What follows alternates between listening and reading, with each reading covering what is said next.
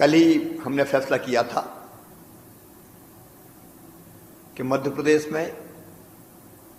प्रदेश के ही अन्य जिलों के जो मजदूर हैं, जो खेती के काम के लिए आए थे, कटाई के काम के लिए आए थे, अन्य स्थानों पर मजदूरी करते थे, लॉकडाउन के कारण वो अपने घर नहीं जा पा रहे थे।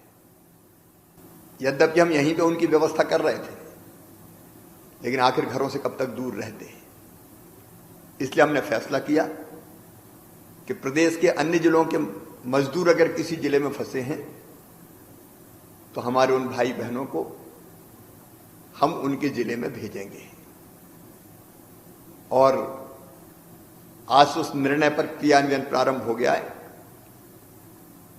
ऐसे मजदूरों को बस इत्यादि साधनों के माध्यम से उनके गृह जिले, गृह ग्राम भेजने का काम प्रारंभ हो गया है। हम पैदल नहीं चलने देंगे। इतनी धूप में, गर्मी में परेशान होते हुए हमारे इन गरीब भाई बहनों को नहीं जाने देंगे। यथासंभव व्यवस्थाएं करके उनको भेजेंगे। भेजने के पहले उनकी स्क्रीनिंग, उनका स्वास्थ्य परीक्षण करके भेजेंगे। पूरी सावधानी के साथ भेजेंगे और वो अब अपने घरों में, अपने गांव पहुंच पाएंगे। ऐसे लगभग 8,000 मजदूरों को हमने अलग अलग हिस्सों से रवाना किया है और लगातार ये क्रम जारी रहेगा। मेरा मजदूर भाई बहनों से ये निवेदन है कि वो उतावली न दिखाएं, परेशान ना हो। उनको भेजने की व्यवस्था की जा रही है। प्रदेश के बाहर बड़ी संख्या में हमारे मजदूर कई दिनों से फंसे हैं देश भर में, अलग अलग राज्यों में।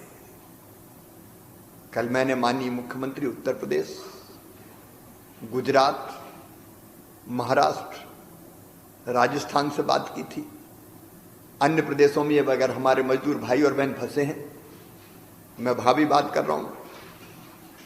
हमने देखा कि कई मजदूर भाई बहन पैदल ही चल पड़े, छोटे छोटे बच्चों को लेकर रेल मार्ग से, सड़क मार्ग से, रेल मार्ग में मतलब पटरियों पर चलते हुए वो कई जगह से आते हुए दिखे।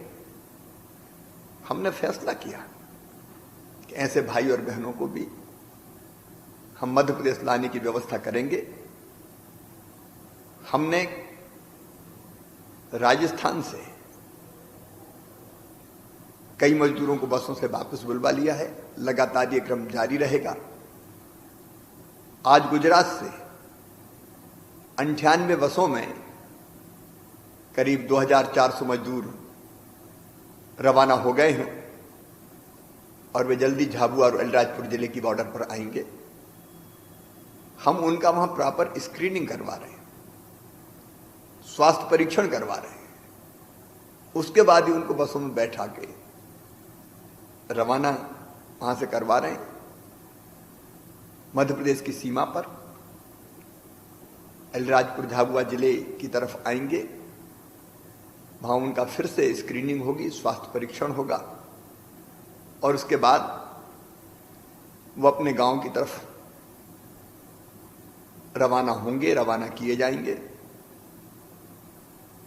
मेरा सभी ग्रामवासियों से भी ये निवेदन है, अपने भाई बहन हैं, परेशान होकर आ रहे हैं, हम स्वास्थ्य परीक्षण करके उनको गांव ला रहे हैं और वहां उनको होम क्वारंटाइन में रखने की जरूरत है तो वहां भी उनको रखेंगे।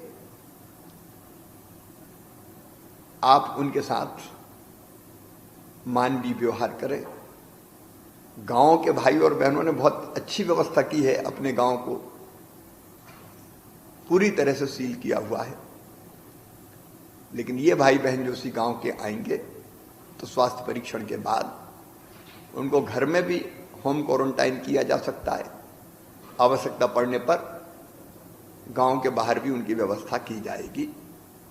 लेकिन ये जो परेशान भाई और बहन, इनके दर्द को समझते हुए, तकलीफ को समझते हुए हमने ये फैसला किया है कई फोन मेरे पास आए,